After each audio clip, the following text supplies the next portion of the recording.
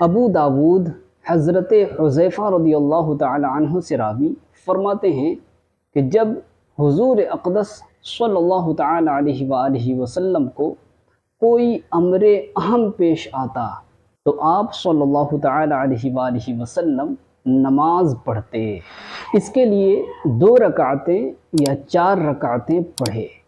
حدیث شریف میں ہے کہ پہلی رکعت میں سورہ فاتحہ اور 3 بار آیت الکرسی پڑھے، اور باقی 3 رکعتوں میں سورہ فاتحہ اور قل هو اللہ اور قل اعوذ برب الفلق اور قل اعوذ برب الناس ایک بار پڑھے۔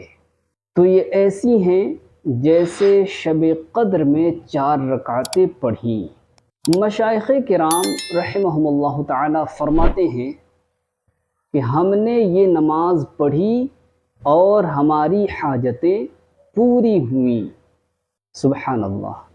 تو ناظرین، آپ کی بھی اگر کوئی جائز حاجت ہے اور وہ پوری نہیں ہو پا رہی ہے تو آپ کے لیے بھی یہ عمل ہے، آپ بھی اس طرح سے عمل کیجئے، انشاءاللہ آپ کی بھی حاجتیں پوری ہوں گی۔